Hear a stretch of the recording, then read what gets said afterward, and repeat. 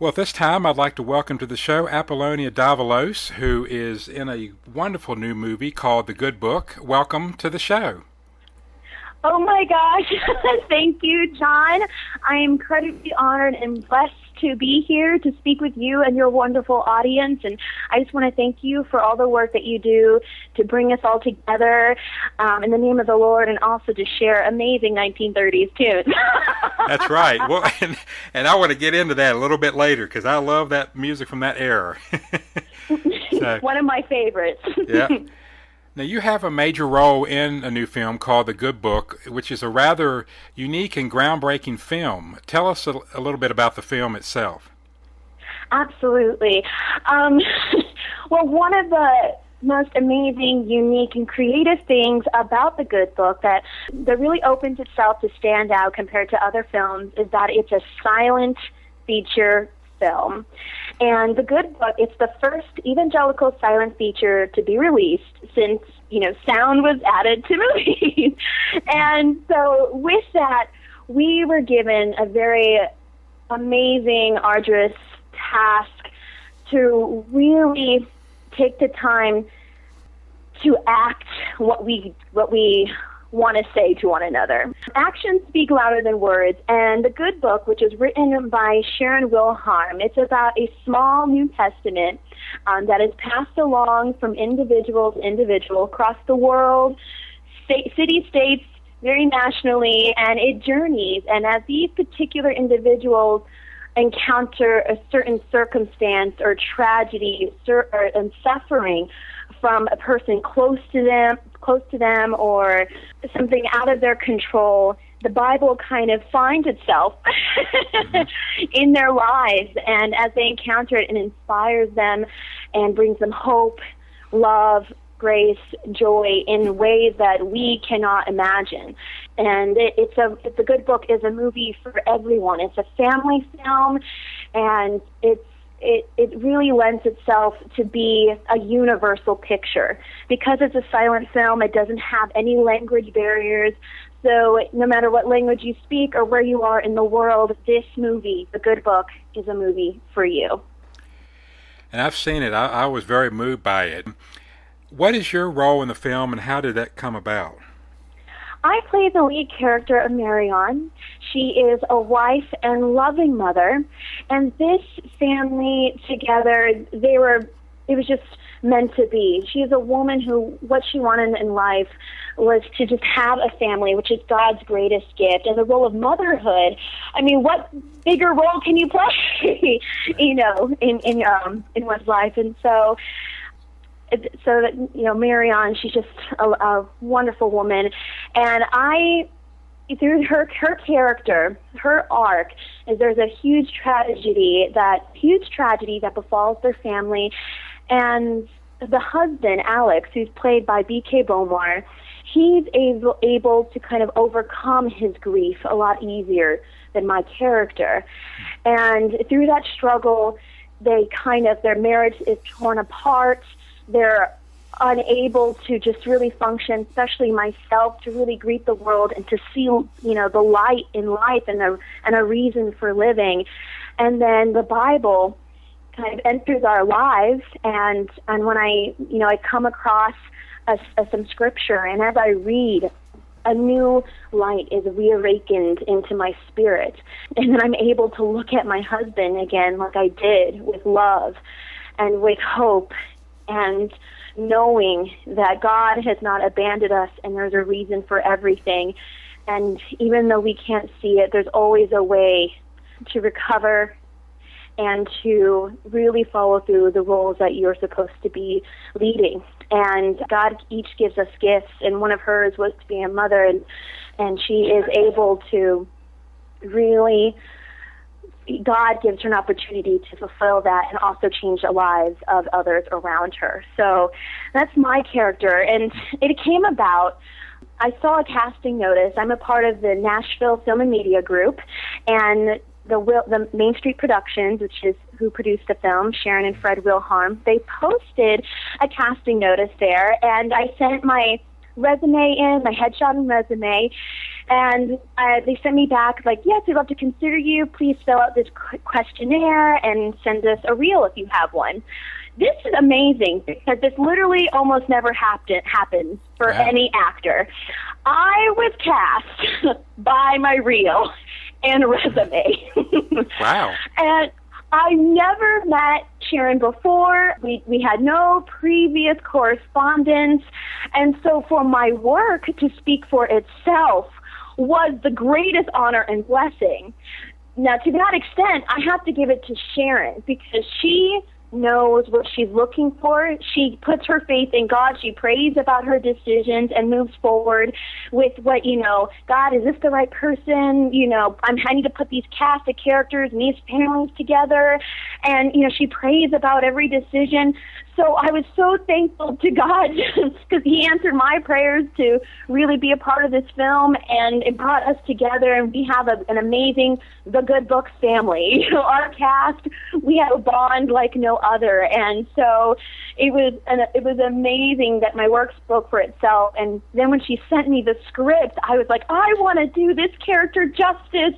I want this opportunity to serve the Lord and this story and her vision. And it was just exciting, and the character goes through a very emotional journey. So to exercise that was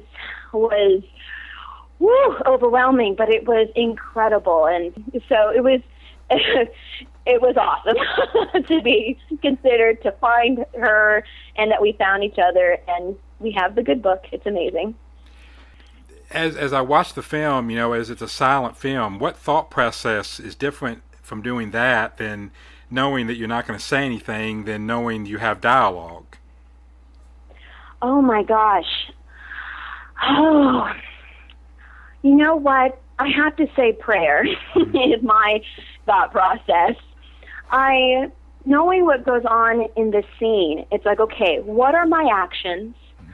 Not only where are we in the scene, but where are we in the full arc of the entire story? Because in film, you don't shoot scenes in order. So it's like, okay, I need to make sure I'm in the right state of mind and the right actions in my person, in the overall arc of the film. And so, okay, so then we come to the scene. I'm like, okay, what are we doing? How do I feel towards my husband, towards my child, towards our house, my life?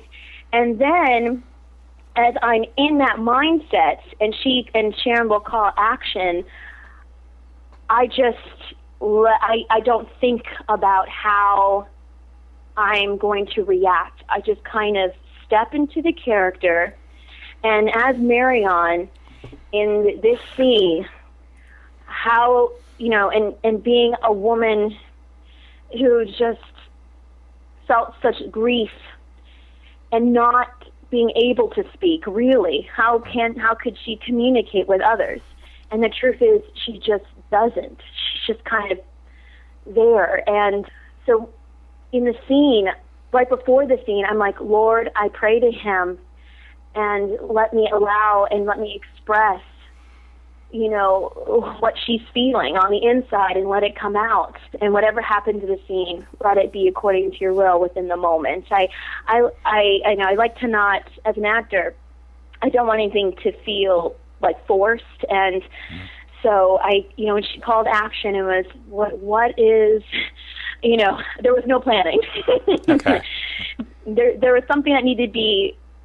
There's a story that needed to be told, but as far as any kind of emotional response, I was just kind of in the moment and allowed my spirit to express itself, if you will.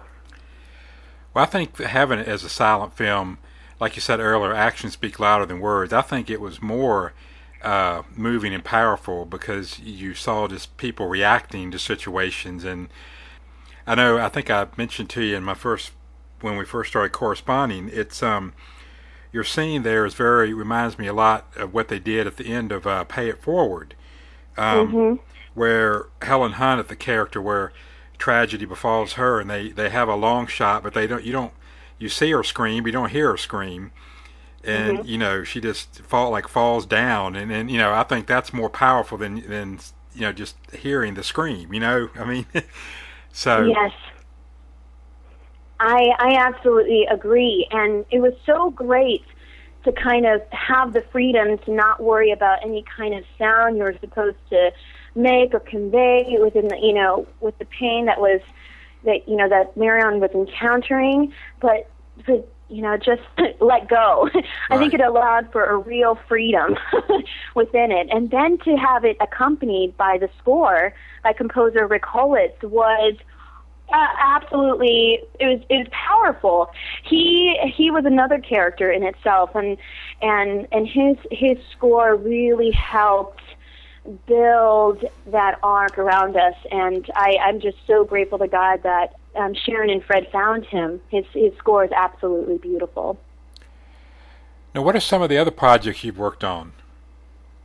Some of the other projects, well, most recently, I participated in the 54-Hour Film Festival in Murfreesboro, Tennessee, and it's a great opportunity for filmmakers within the Nashville area to collaborate and work on a project within a 54-hour time frame. And you're given a theme, a line, a prop that you have to include in your film, and then your team goes off, creates a movie, submits, and then the world gets to see, and then there's an award process as well. And I did a horror film, a horror flick, which I haven't done before, so I was really excited. And the film is entitled Daddy's Girl, and the production company that produced it, they're named Beard Force Films. I got to work with director Eric Byford, who I've been wanting to work with for over a year now. He currently had great success at the Nashville Film Festival that just ended last month. And the film had a great response, and I won Best Actress. Tanya Wheeler won Best Supporting Actress, and then we got other acknowledgments for Critics' Choice and nominations for Best Cinematography and Best Makeup. It was a very exciting journey to do a horror film, and so that was one of my most recent film endeavors. Is it going to scare me? Because I scare easily. I don't know if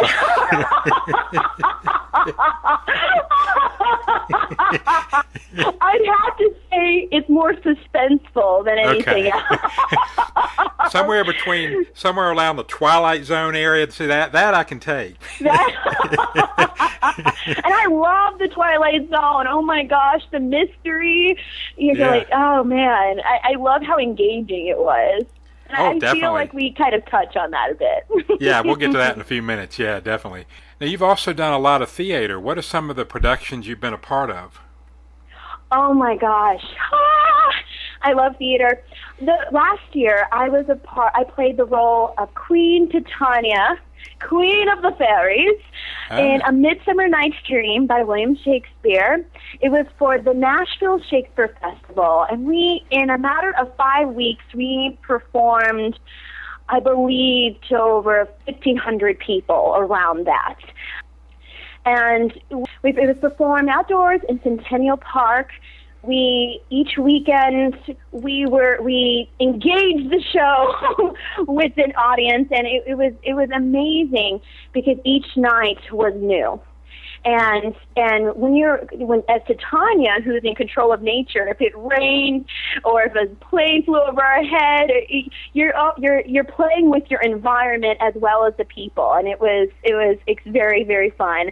I've also done in Boston. I did Metamorphosis by Mary Zimmerman, which is an adaptation of our very well-known Greek mythology, and which I loved. And I've also done The Crucible in Salem, Massachusetts. I played the role of Tituba, which was also a wonderful learning experience, and I love Arthur Miller. So I like to travel through the arts, and I've had great experience exploring a lot of plays that and everywhere. So it's just very exciting. But I have to say, I really grew a lot as an actor with my first Shakespeare play as Titania, under the direction of Denise Hicks, who is a very well-known, amazing director, and really encourages you to play. Just play. Fight for something, fight for your character, and listen to one another, and have fun, and tell the story. has to be one of the most inspiring and free and loving and just really expressive theater experiences I've ever had, to really act with the people, with your audience, moving around them, dancing around them. It was very exciting. Cool. What are some of the major differences between theater and film and how you approach acting? One of the main differences that I have to say is the rehearsal process. In theater, you really are allowed to grow with your character, with the director, and with your other fellow actors. Usually you have 2 to 4 weeks, depending on the budget, maybe more, to really develop your character with them together. It's more of a partnership in that. Yes, there's homework that you do on your own, but you're able to try things each and every day to really build your role and the story.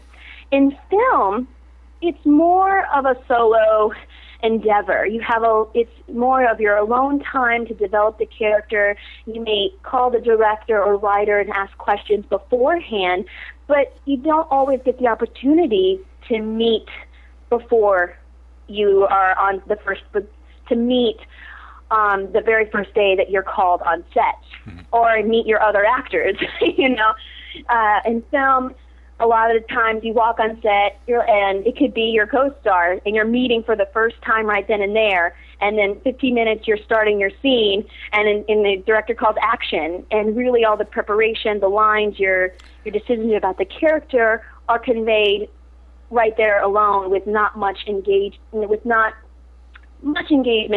your fellow thespians, if you will. So I have to say that's one of the biggest things. And in theater, in a play, your character, as the show builds to its climax, you have time to build up to that, because you're performing chronologically through the scenes, and it's live, and it changes every night. It's you really grow through theater, the play experience. And if you have like a 5-week run, your character may grow and change, and new decisions may be made. You're just alive. In film, scenes are often shot out of order, and what could be considered the highest climactic point in the film, you may be filming on the first day. So that can always be a challenge. But when you do your performance, that's it. That's all you get. That's what you did and done. It's not something to change, or that can be redone later on. Film is, once it's released, it's permanent, and there you go. But what's great about film is that people can take that home with them, and it has the opportunity to really be seen throughout the world. Whereas theater, it's just where you are.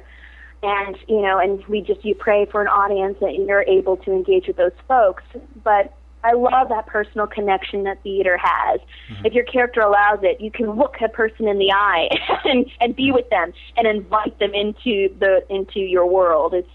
I think those are the major differences. Well, you said something I'd never thought about before, and I should have. Because I'm aware that TV, you don't film in chronological order, but I didn't think of that being a difference between that and live theater, because live theater would have more of a flow to it because it's in chronological order. I know, and it's great. It's like, okay, great. I can work through that. It's very smooth. I know where I'm going. Yeah. It's how life is. You live with it. With film, it's like, whoa. It puts things into pieces. It's a puzzle, and you have to step back and fit where you are in the piece of the puzzle. Which do you prefer to do? Oh my gosh, this is always such a difficult question, and we both have different strengths. Both are different mediums of really connecting and telling stories and inspiring and entertaining people. But I have to say, I think theater, because of the personal connection. I love people. I love, talking with people. I love, it's just, you feel, for me personally, just so alive and in the moment. And you're completely present with whoever's with you, your fellow cast members, your audience, and you're in a world together. It's just, it's so hard to describe such a feeling, but it's remarkable. And then afterwards, if you're able to talk to the audience and and let them know how they feel about the story, about the character, about their experience, I think it's just an opportunity to create a real experience in real time and to actually share in it with them. It is. There's no other feeling like it. It's just such a blessing, and I just thank God that we have that. Live theater is just, it's really nothing like it. Well, I know even as a viewer of live plays, I prefer that more because like you said, you do make a connection with the audience and you get to meet the people afterwards. I mean, even when I go to high school plays, sometimes I'll ask the high schoolers, well, how did you perceive this, or why did you do? I said, how did you decide to do this at a certain spot or whatever? I mean, it's interesting to find out the thought process behind it. Exactly. And sometimes, like when I did A Midsummer Night's Dream, your thought process can change because somebody might do something in the audience and you react to it immediately, and it works for the show, and it's funny. It allows room for spontaneity, And there's one moment, to Tanya, she's speaking to Oberon, and they're fighting over this changeling, and I say to him, "Set your heart at rest." And then there was lightning outside, and everyone was like, whoa. and she, as she's connected with nature. It's like the fact that the world, your environment, you're allowed to play with it and it's with you. Yeah. I'm like, wow, there's so much, there's just a lot of surprises that could take place, and you can surprise yourself. I feel like each night is a new night for a new show and a new way of doing things, and being open to that. It's exciting. And so I love that. What you do as a radio host and including your listeners, you bring people all over together. Yeah. And I'm so glad that you answered God's call and your gifts, because when you can do that, I mean, what an amazing thing. You're enriching people's lives, and I just want to thank you, John. You're amazing. Oh. Well, thank you. Thank you. Did everybody out there get that? No.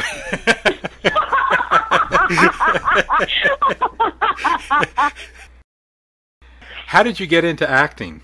Well, I've always been a fan of arts and music. When I was in kindergarten, I had to watch, there was a good month when I watched The Sound of Music every day, sometimes twice a day. Wow. Fell in love with it. But what really flicked the switch, so to speak, I was 9 years old, and my older sister, Francisca, she played a chorus girl in The King and I at her high school. And when I was in the theater and I heard the music and I saw the beautiful, colorful costumes and the remarkable dancing, I fell in love. I was so inspired, and I saw this show and I was like, this is what I want to do with my life. I want to be an actor. I was 9 and I knew that's my career. Okay. Right there. And to feel the audience joy and the people who knew the song and the music, it was just so inspiring. So when I graduated high school, I was going to New York City. And that's what I did. The day I graduated high school, I never forget, it was June 17th. And my orientation at my school, I attended the stage and film program at the American Musical and Dramatic Academy. The orientation had already begun. So June 17th, I graduate from high school. June 18th, I'm leaving to New York. Wow. I show up, and I missed the beginning of orientation, but I was assigned to a group, And then acting career took off took off from there. I was ready, and I still am, and I'm just grateful to God that I'm able to pursue my dreams and share His grace in the process. He's very much a part of that, and of course the support of my family. Nothing has been possible without them. That is wonderful. You have a production company called Apolonia Productions. Tell us about that. Oh, yes. Well, thank you for allowing me to share some information about my company. Well, Euripides is my favorite playwright. I love Greek tragedy. It's the foundation for all of the arts and for theater today. As actors, we call each other thespians after Thespis, who was, according to history and tradition, who was the first actor of Greek drama. And in 2010, I had the opportunity to produce what I call the Euripides series. And I produced 2 Greek classical plays during the summer of 2010. The first was Alcestis, and the second was Hippolytus. And it was in Times Square. We worked with wonderful talent, a great composer. We had a wonderful response. And my company and my work kind of took off from there. And I also have produced original works. I did a comedy with a comedian in New York a couple years after. And right now, I've been kind of traveling and really learning the arts in different areas of the country. So I'm in pursuit and waiting patiently for, my next calling for, when I wanted to, for my next play. I know what I want to do. It's going to be Andromache by Euripides. But I'm just kind of patiently waiting for, this is it. This has to happen now, right here. All these elements that a producer looks for. And I also want, in regards to new works, the Western Film Fair, they are launching next year a short film contest. And I always look forward to new opportunities to grow, new genres to explore, and I haven't done a Western. And I was really intrigued by this. When I think of Western film, I think of God and family. So I'm eager to pursue this. The Western Film Fair, they are accepting submissions next year. It's their first year launching it in 2015. So I've got a year to plan. I travel, like I mentioned. So right now I'm in Houston, Texas. So I could be in the perfect spot to do that and work with local filmmakers here. But yes, I love Greek theater, again, Euripides. There's so much of that world and that culture that has inspired everything we do today, even Shakespeare, and it's still relevant. And I want to recognize that relevance because, government and religion was very much so, they were together, immersed in everything that they do. Mm-hmm. And I feel like there's that struggle that kind of goes on today, and I kind of want to bring that to light and share that again. We're going through the same thing. And right. What can we learn from that? And Euripides also explores the causation of human behavior, why we do the things we do, and engages in themes of necessity and right and wrong, and it's a lot of food for thought. I love works that allow me to think intellectually and give me something to think about. So through my company, I hope to explore that with classical works as well as new works, original material by writers that I really like and admire. I saw on Facebook where you have been chosen for a very special honor this month. Tell us about that. Yes. This month, for the whole month of May, I have been awarded the title of Miss Unique. And it's a featured page that they do. The All Report is an online magazine. And they give a big shout out to a lot of people in the music industry, producers, DJ, other talent musical artists. But they also recognize models and actors and previous Miss Uniques have been a lot of models, and so I was really excited to be chosen this month, and they really like my work and my range, as an actor and a performer and a producer. I was so excited that they wanted to feature me this month as Miss Unique for their online magazine. And later on this year, they're going to be starting to go to print. So cool. they really have a great following, and so I'm incredibly honored. And what's really great is in March, the Miss Unique of that month was Michelle Harleston, who plays the photographer in The Good Book within the Marion and Alex story that I'm in. So I was so excited.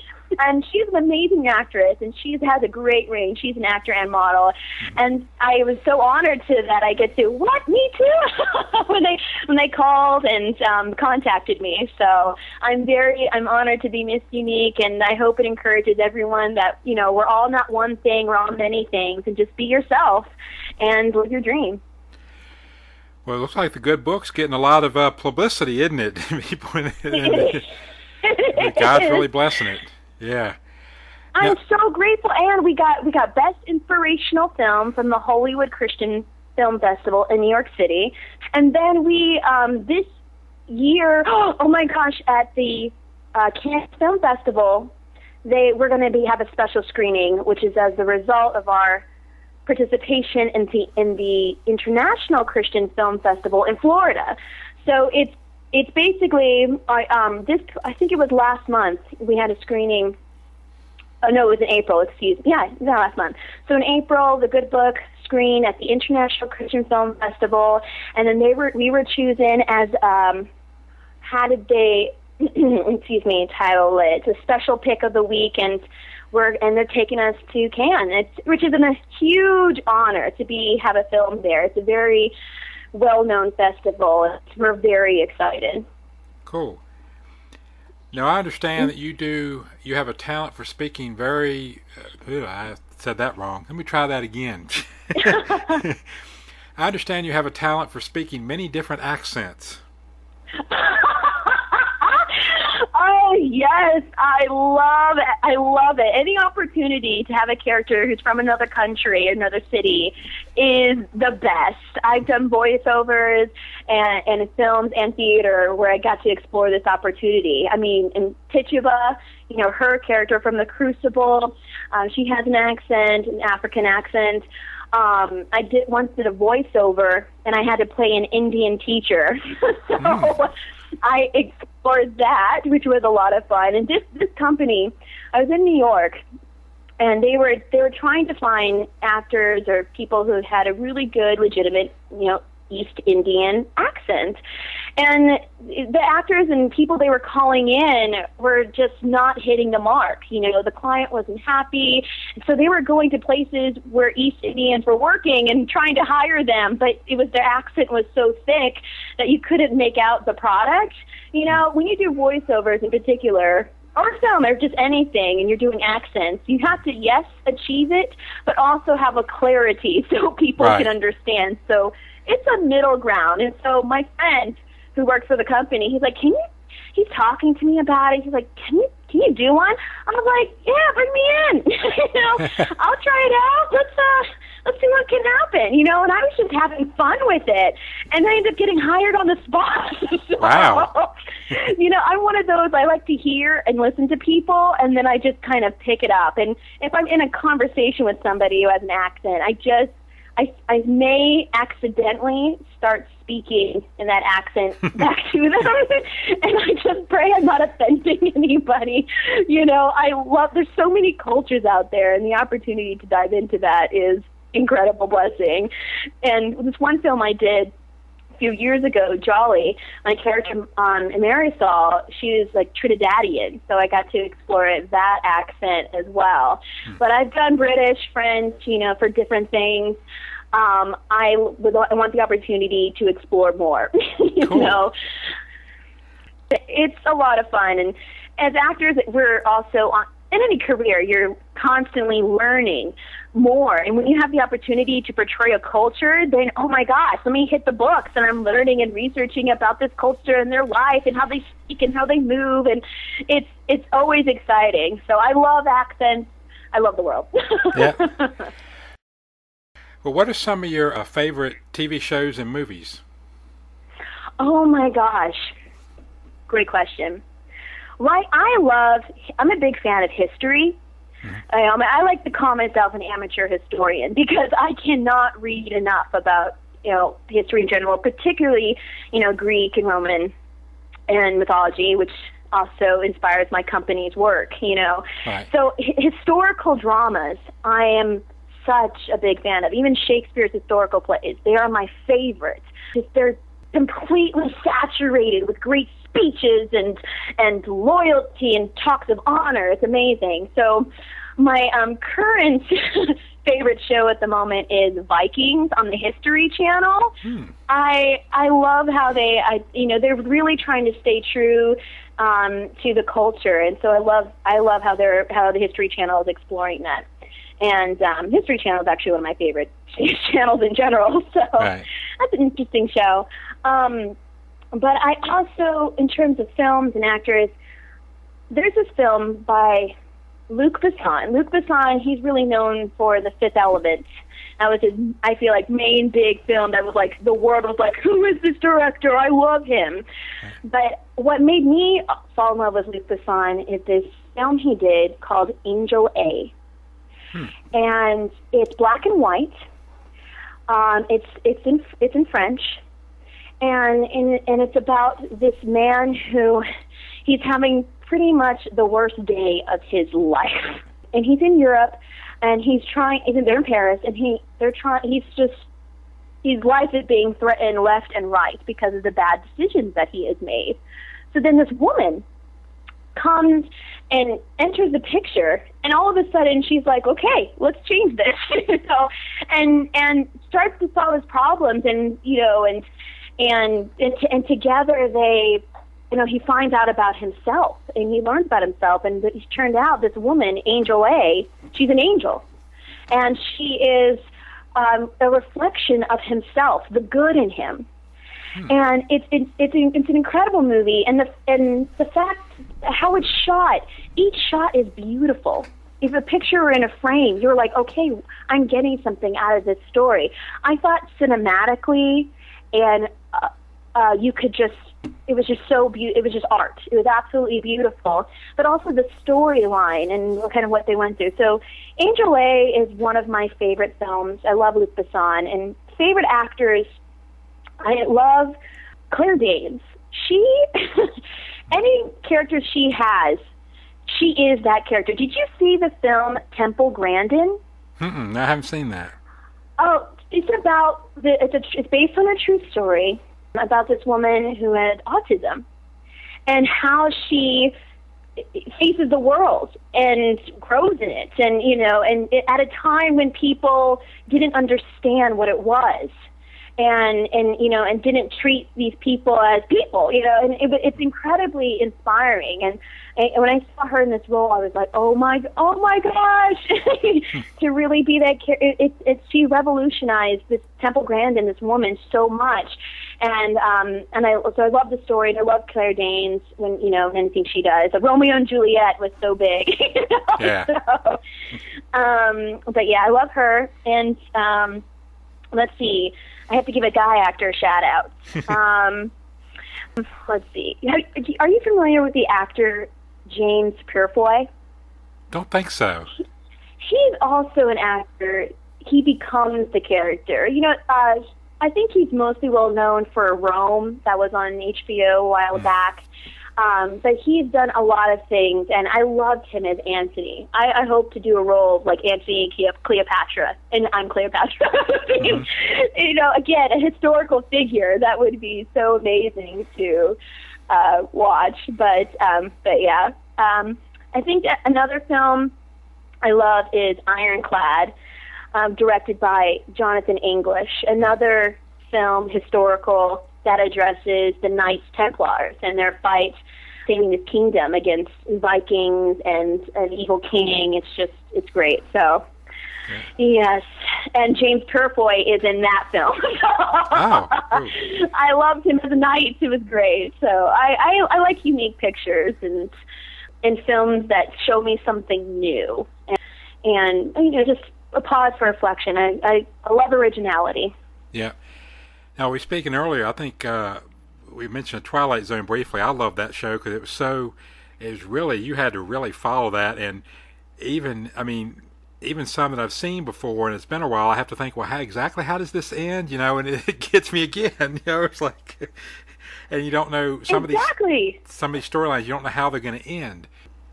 Mm-hmm. So I love the Twilight Zone, that episode when they're all in a box, and I try to remember all that happened. But I was like, I couldn't when I first saw it, I was younger, I couldn't turn my eyes away from the screen. Yeah. I was like, how are they going to get out? They don't know where they are. And then I think, later on, I think the child opens the box and they're dolls. Yeah. Oh,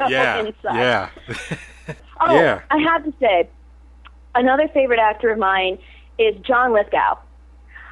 Have you seen the show, what was it back then? Third Rock from the Sun? Third Rock from the Sun! Oh, God, he is so funny.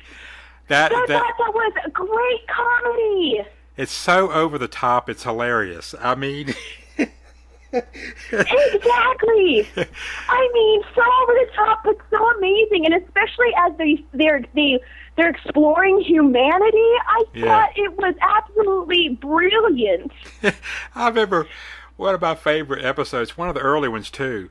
That Sally gets a cold and she sneezes, and he goes, "What was that?" And she goes, "I don't know, but I want it again." It's like, she goes, "Ah!" Yeah, and then she goes, "Whoa!" What, I want that again. And then next shot, they're all sick and miserable. That's right. I laughed so hard. As I was thinking about the show, that's the exact episode I was thinking of. That's funny. So John Lithgow is, Lithgow, I'm not sure, but he is by far one of the best actors on the planet. Mm-hmm. I saw him in a musical. I forget which one at the top of my head, but he was all over that stage, man. He's in great shape. And I saw him in another play at Second Stage Theater. And it's about these people who are, they're press writers. I kid you not. This man could say literally 1,000 words a minute. Wow. And you're going to hear every single word. You're going to get every single punctuation, subtext, as well as inflection. I mean, everything he wants to convey. And it's amazing. He doesn't miss a beat, and you're not going to lose a word, a line, a moment of the story. He has such control over language I have, never seen before. Yeah. And it's amazing. Amazing. He has played every kind of character you can imagine, from the really good guy to the villain. And he is that character in every single one. He is scary good. All right, now here's the big question. Now, this is an oldie show, and I understand you're an oldies music fan yourself. What is some of your favorite music and artists? Oh, thank you. Oh, my gosh. Ethel Waters is one of my all-time favorite singers. And she was known for singing Irving Berlin's music or the Gershwins in the 1930s, 40s. She's really known for that song, His Eyes on the Sparrow, which is absolutely beautiful, one that I love to sing. But George and Ira Gershwin, when I hear the song, Someone to Watch Over Me, my heart just lifts up out, and I'm like, it has wings. All right, it's the music of that era. Cole Porter, Irving Berlin, George M. Cohen, the Gershwins, all of them, they had such spirit that expressed love in their music and faith and joy, and it painted pictures, but it was just inspiring. And so Someone to Watch Over Me is one of my all-time favorites. They All Laughed is a big, inspiring one. They all laughed at Christopher Columbus when he said the world was round. Such joy, so much fun. And what's another good one? Let's Do It by Cole Porter. That's what birds do it, bees do it, even uneducated, please do it. Let's do it. Let's fall in love. It was the music of this era was a shout and cry out for love. Yeah. It was incredible, just so beautiful and moving, and even the dance, like putting on the Ritz. Where fashion sets, putting on the Ritz. Yeah, I know. I like that one. Yes, there's so many songs today that I feel like people don't know they're taking the songs from the 1930s and 40s and putting them into their current songs. Even pop music. Yeah. When you told me, when I discovered that your radio show played this type of music, I was like dancing. I was dance party to myself. I really do hope to one day to really tour singing these tunes because they're just magical.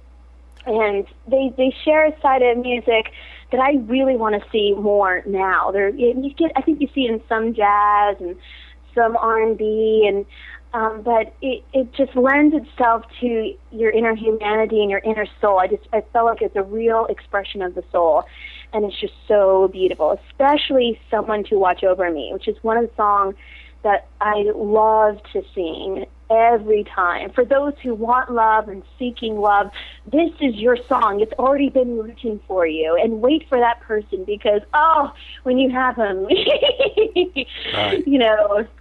He's God's gift and you've found each other. It's just so beautiful. It makes me cry sometimes, just a little bit. Well, you've got a great voice. I love the singing. You definitely ought to put these on CD. I would love to hear you do "Someone to Watch Over Me" and get that on CD so we can hear it and I can play it on my show.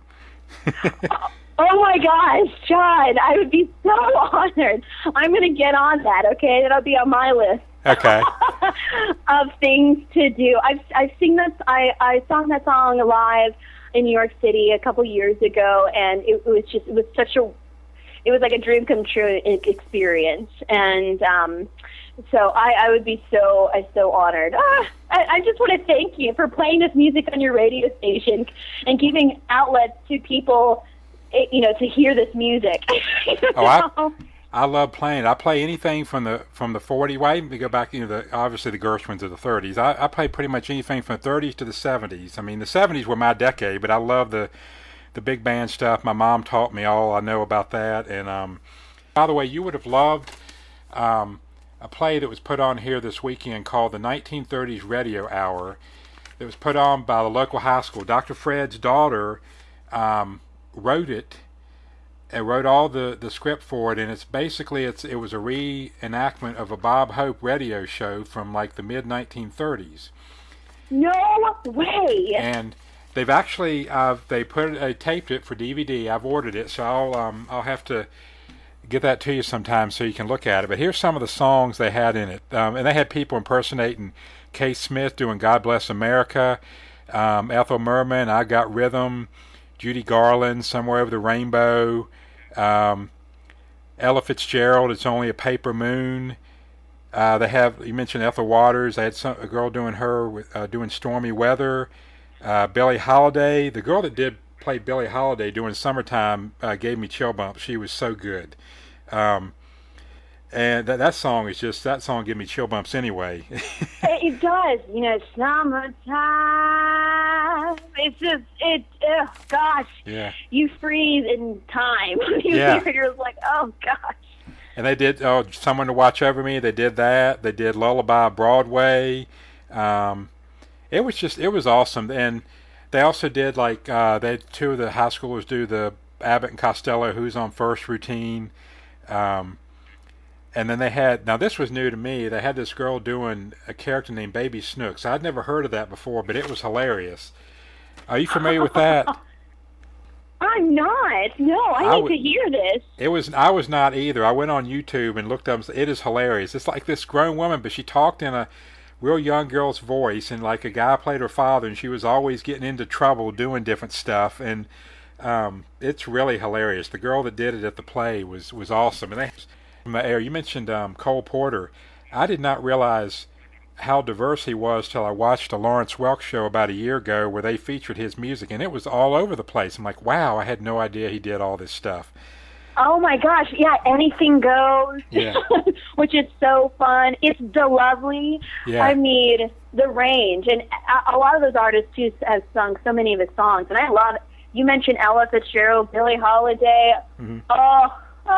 Yeah. So sometimes there's just no words, just sounds Yeah. to describe how they just really make a song come alive and stick with you for your whole life, you know. Well, when they would sing, particularly if they were singing torch songs, you know, you felt like they had actually lived through what they were singing. You know, they put their heart and soul into it, and people don't do that today. I don't think that's one of the things that's missing. I absolutely agree. You mentioned Ethel Merman. You know, she didn't have microphones. You can hear that woman sing Yeah, all the way in the balcony and not miss a note or a word. Yeah. She is, and when I sing, I think of her. Okay. Yeah. I like Night and Day. That's probably my favorite Cole Porter song. Night and day, you are the one. Yeah. Oh my gosh. So yeah, I love those. John, you're amazing. Can I say this again? Okay, sure. You're just a remarkable human being. When you even knowing how much that you love the song "Someone to Watch Over Me," I was like, "But still, my heart, you're Yeah. wonderful, man." Well, Oh gosh, it's so great to talk about this music with somebody. You're in, and your audience. Hello, audience. Yeah. Thank you for loving this music. Thank you, thank you, thank you. Well, I'm gonna have to do another 30s and 40s show sometime soon. About 6 months ago, I did one Friday evening. I did nothing but big band swing music, and that was just a big hit because everybody loves big band, and I think one of the best songs that was written in the last century was "Moonlight Serenade" by Glenn Miller. Yeah. That is just an awesome song. I can never get enough of that. I agree. Always puts you in the mood. You can't stand still in a good way. You're just like, this music make my blood boil and my feet move. It's great. Yeah. Let's see. What are some of your favorite Bible verses? There's so many. I'd have to say I have quite a few favorites, but one is in 1 Corinthians chapter 12. Am I allowed to read it? Would that Sure. be? Oh, absolutely. Okay, great.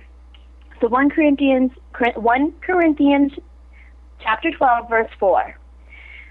There are different kinds of spiritual gifts, but the same Spirit. There are different forms of service, but the same Lord. There are different workings, but the same God who produces all of them in everyone.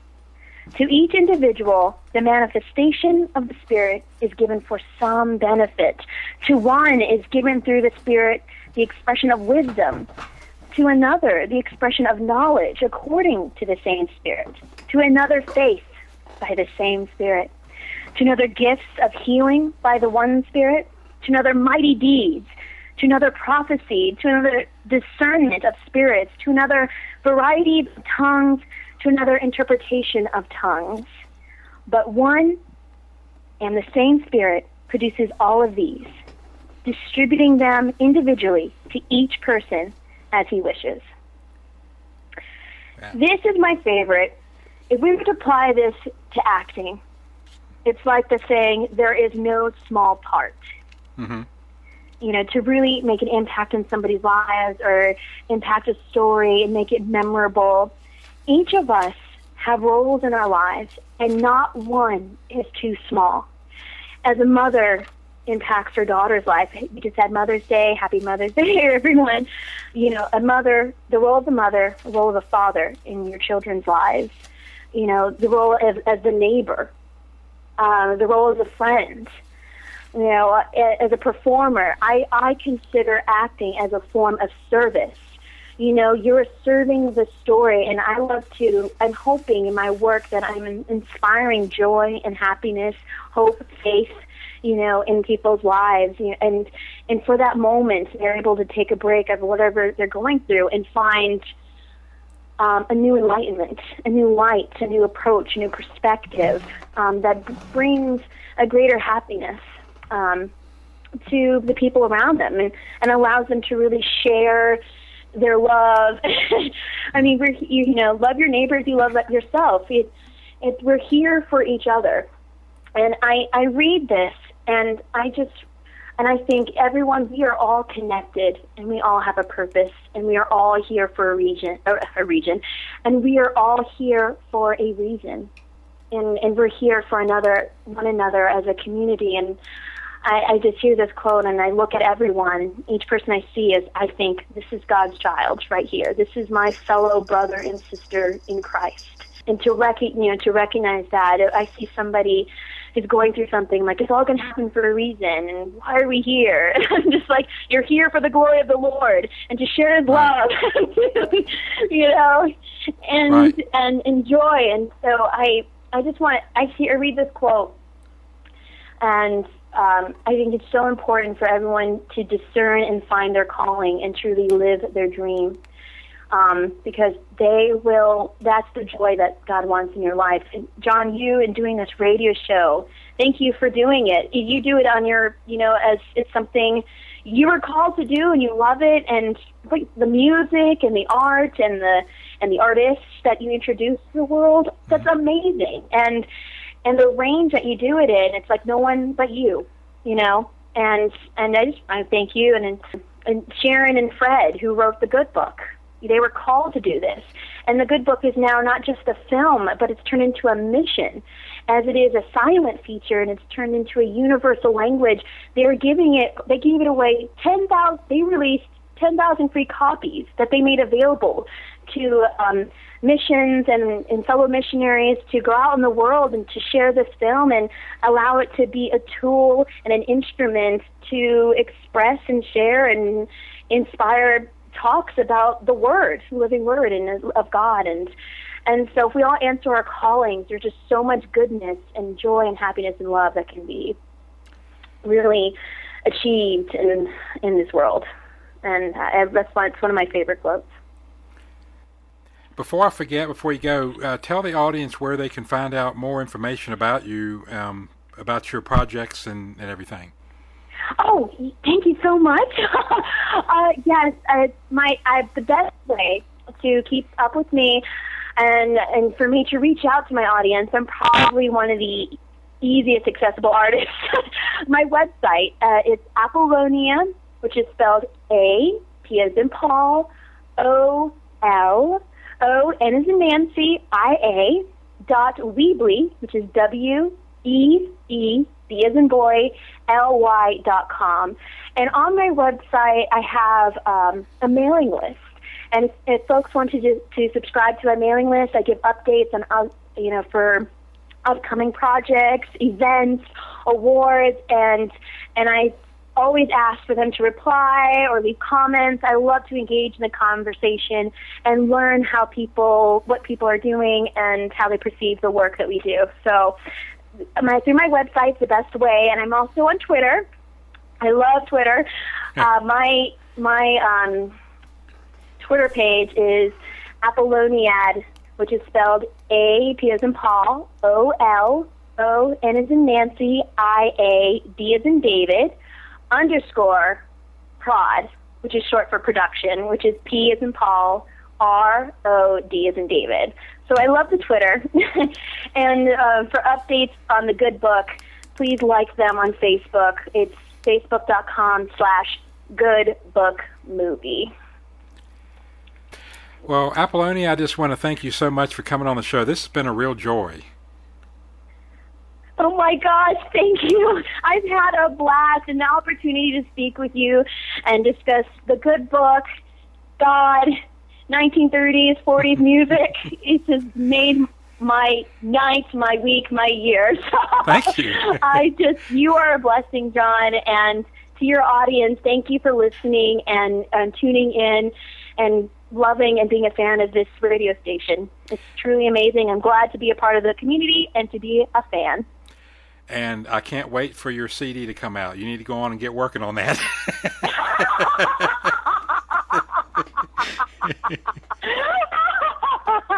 I'll get on that. It's okay. a must. Thanks for the encouragement. All right. Well, you have a good evening. Thank you. You as well. Good night, everyone.